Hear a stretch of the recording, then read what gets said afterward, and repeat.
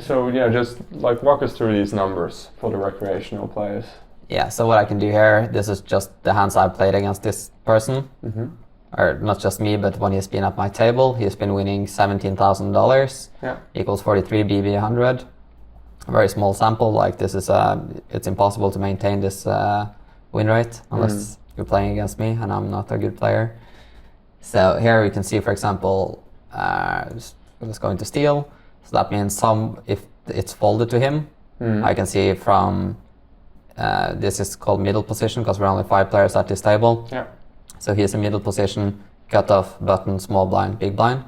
So if the pot is folded to him, this is how often he opens from the different positions. And here you can also see, for example, versus re-steal, like how is he acting if he gets 3-bet from certain positions. And yeah, it's just a lot of stats. And here you can see how he plays on flop, how often does he c-bet, in position, out of position.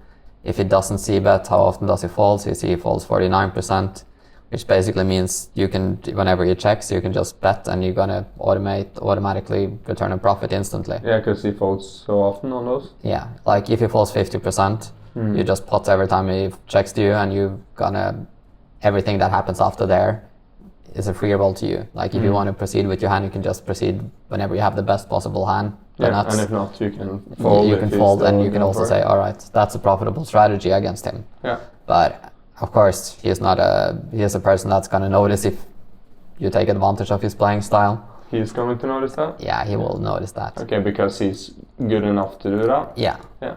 So here I would probably estimate this was the VIP at the table, the reason why this game was running. And yeah, like there's some other things also to look at. Like, is there another like exploit you can see from these stats? Like, so what I can see with this guy, for example, but you see I only have 116 hands against him. 10 of those he's been in big blind.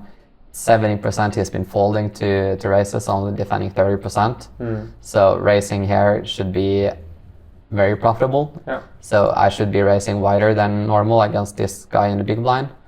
But then we also need to take into account how is this guy playing from small blind.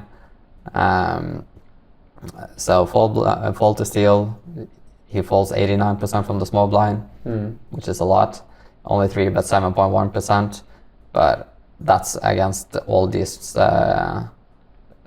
positions. He's probably going to 3-bet more aggressive against the button open than he will against MP open, middle position open. So yeah, that would just be like an immediate thing. So here, he raised, I re-raised, because kind of want to be playing a bigger pot in position against, I guess this is a fine 3-bet regardless, 150 big steep. But you kind of don't want to invite them in. You want to be playing against the VIP in position yourself. Yeah. So how do you get rid of them? Do you raise more aggressively then? Yeah, so when he raised, I re-raised in position. Okay. And from here, you would expect most of these people, the VIPs, to be only doing this if they have ace-ace. I think I get good enough odds there to call. Then this guy goes all in, so maybe he was trapping. Maybe this is more of an aggressive guy who's going to 4-bet more than other people. Anyways, we close our eyes and we roll the dice. We flop an open-ender, turn a flush draw, and get trips. And then we see he had aces, he had kings, and against these kind of hands, we can see how we were doing before the flop, and we actually have 36% equity. So we're actually expected to make money, even though we don't have. Why were we expected to make money then? Because we're making we have 36% equity in the hand, and he has 38, he has 26, so he's going to be losing. Okay. Yeah. But if he doesn't show up with aces, and if he shows up with something like Jack, King, or Queen, Jack, 10 with double suited, spades covered, because now you can see our spade flush, our spade suit is also live. We're not going to be making money. Okay. But having already invested 490 here, there's just no way we can fold, because now we only need 23% equity, which we're always going to have. And sometimes it's like good situations like this. Okay. So yeah. But is it just like you wouldn't always want to just, re-raise so that you're playing against the VIP? You want to sort of take the spots, or are you like confident that you're going to be able to get him off his hand? He's not going to fold too much pre-flop, but he's going to be doing a lot of mistakes on the flop. Yeah. So that's kind of what you're setting up, and when you play in position, it's a huge advantage on top of that. So what sort of mistakes would a player be doing? Is he betting too much, betting too little?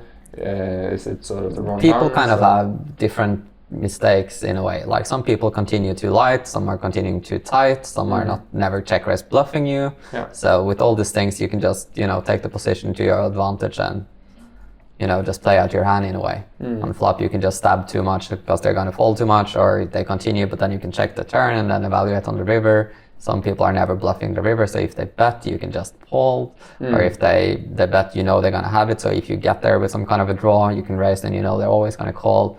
Just being in position is just such a huge advantage in poker. Yeah. And especially in PLO, where the equity runs so close. What do you mean by the equity run so close? As you can see here, this is another example. As in the winning percentages or so? You see here, like we kind of block each other by having pretty much the same hand. Yeah. But at the same time, I'm always going to win the pot 1/3 of the time. And that includes if we were to chop the pot. Yeah. So here, I do a somewhat of I don't think this is a call, I think this is a fold. Maybe I can actually be 4-betting here. Okay, I call. Then he 4-bets, he calls, and I call. Flop comes favorable to me, I flop 2-pair, he flops lower 2-pair and an open-ender. So I need to avoid a 3 or an 8 or a 5 or a 9 for him to make higher 2-pair or an ace. We let it ride and we get a flush and win. So see, it's just equity runs so close, and what I mean with that is like if I had 8-7 suited here in Hold'em and he had aces and he had pocket 9s, I would be in a really bad situation. I wouldn't have close to 32% equity. But here it's kind of like it feels kind of whatever because you're going to have a lot of equity also. Okay, so yeah, so basically everyone has a chance depending on what happens when the cards come out. Yeah. So here though, let's say he had pocket kings. We don't know exactly what the people have, so let's go back and rewind here. So raise, call, and 3-bet. What I can use this hand with, I can like 4-bet, and then I re-raise here now and put in $500, basically committing myself. And if he has 2 kings, it's going to be like, oh shit, I'm going to have a lot of aces.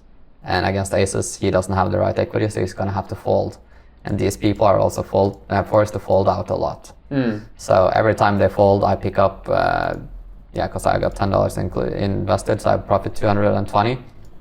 But whenever I get it in against aces, let's say I have 44% equity on average, just run some sim, and I'm just going to get it calculated like I get it in heads up. So I'm going to get 35 plus 35 plus, and then I have 1290, and then minus 1290. That means I'm going to be losing like $100 every time I get it into a heads up pot when they have aces, given that I have 44% equity. So yeah, this is just like these kind of things you need to think about when you play and figure out what kind of hands do you want to use as a bluff. And because if you always have aces, you're going to be very easy to play against. But you can't have too many of them either, because then they're just going to get in aces, nine kings, and everything against you. So having a right balance and everything, understanding like what the other people are thinking of you and stuff like that. So what about like leveling? Do you think about that at all, or? It's a bit, but it's less nowadays because everything is more like solver based, and you kind of like if I have a yellow tag on someone, I kind of say like, well, I think they play a GTO, and if I think they play GTO, I'm not just going to give them credit for doing the correct plays and at the right frequency. So try to not level too much. It used to work 10 years ago. It used to be more fun with the leveling wars, but it's kind of past that era now. It's more with VIPs, you can try to get into their head in a way. So force them to make mistakes. So this is just a bit of poker and a bit of, this is by far not the best coaching video and the poker advice people can get out there, but it's more like the way like I look at poker in a way.